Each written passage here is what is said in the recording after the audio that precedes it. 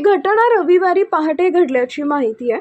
परभणी जिल्ह्यातील कळमनुरी येथून पिंपरी चिंचवडकडे जाणारी एसटी बस प्रवाशांना घेऊन मार्गावर होती।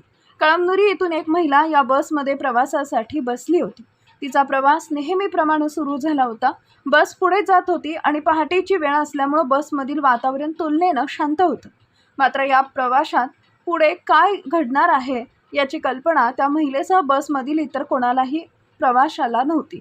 बस पुढे जात असताना बीड जिल्ह्यातील उमापूर येथून एका व्यक्तीने बसमध्ये प्रवेश केला। हा प्रवासी मद्यधुंद अवस्थेत असल्याचं सांगण्यात येत आहे। तो बसमध्ये आल्यानंतर सुरुवातीला परिस्थिती सामान्य होती। प्रवासी आपल्या जागेवर होते आणि बस आपल्या मार्गाने पुढे जात होती। पण पहाटेच्या सुमारास अचानक परिस्थिती बदलली। त्या व्यक्तीच्या एका कृत्यामुळे बसमधील शांतता भंगणार होती आणि काही क्षणातच प्रवाशांना संताप व्यक्त करण्याची वेळ येणार होती। महिला आपल्या जागेवर होती, बस धावत होती, बाहेर अंधार आणि पहाटेची वेळ होती। अशात अचानक त्या महिलेच्या अंगावर काहीतरी पडलं। सुरुवातीला तिला नेमकं काय झालं हे समजलं नाही। अचानक अंगावर काहीतरी पडल्यामुळे ती अस्वस्थ झाली। आजूबाजूच्या प्रवाशांचंही त्या प्रकाराकडे लक्ष गेलं। मात्र नेमकं काय झालं हे स्पष्ट होण्यासाठी काही क्षण गेले आणि त्यानंतर घटनेचा खरा प्रकार समोर येऊ लागला। घटना लक्षात येताच बसमधील दिवे लावण्यात आले। आत्तापर्यंत अंधारात किंवा शांत वातावरणात प्रवास करणारे प्रवासी जागे झाले। सगळ्यांचं लक्ष त्या महिलेच्या दिशेनं गेलं। महिलेच्या अंगावर नेमकं काय पडलं हा प्रश्न सगळ्यांसमोर होता।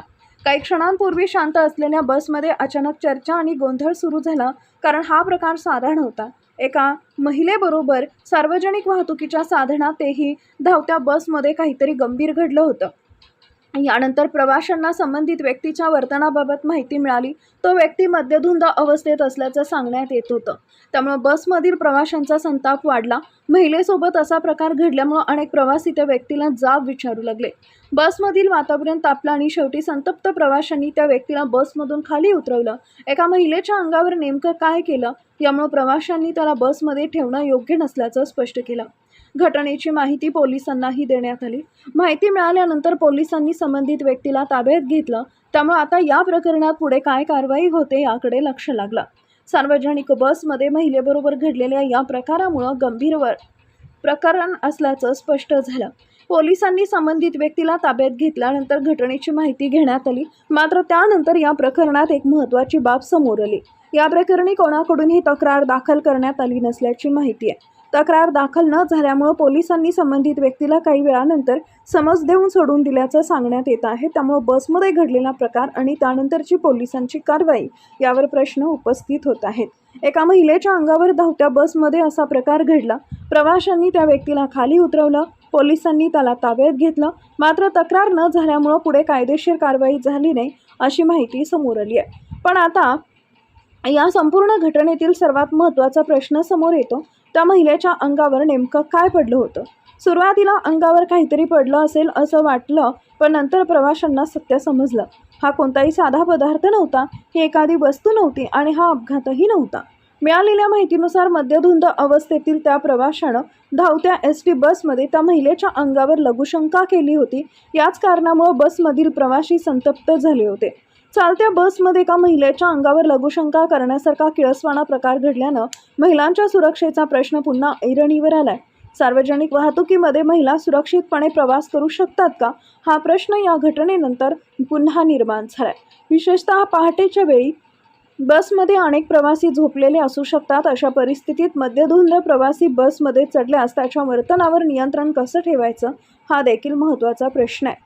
या घटनेत आणखी एक बाब लक्षात घेण्यासारखी आहे। हा प्रकार कोणत्याही निर्जन ठिकाणी घडलेला नाही। हा प्रकार धावत्या एसटी बसमध्ये घडला। म्हणजे सार्वजनिक वाहतुकीत असे अनेक प्रवासी उपस्थित असतानाही त्या एका महिलेबरोबर असा प्रकार घडला, ज्यामुळे सार्वजनिक बसमध्ये महिलांच्या सुरक्षेसाठी आणखी प्रभावी उपाययोजनांची गरज आहे का यावर चर्चा सुरू झाली आहे। सरकारी असो किंवा खाजगी, सार्वजनिक वाहतुकीत प्रवास करणाऱ्या महिलांना सुरक्षित वातावरण मिळणं ही महत्त्वाची बाब आहे। महिलांच्या सुरक्षेसाठी सरकारकडून कठोर कायदे आणि विविध नियम करण्यात आले आहेत। महिलांवरील गुन्हे रोखण्यासाठी प्रत्येक उपाययोजना केल्या जातात। मात्र प्रत्यक्षात अशा घटना घडत राहिल्या तर त्या उपाययोजनांचा परिणाम किती होतो हा प्रश्न उपस्थित होतोय। या घटनेत संबंधित महिलेने काय मानसिक त्रास सहन केला असेल याचा विचार करणंही तितकाच गरजेचं आहे। सार्वजनिक ठिकाणी महिलांचे गैरवर्तन करणाऱ्यावर प्रतिबंधात्मक कारवाई अधिक प्रभावीपणे होण्याची गरज असल्याची चर्चा या घटनेनंतर होतीये. विशेषतः मद्यधुंद अवस्थेतील प्रवाशांबाबतही प्रश्न निर्माण झाले.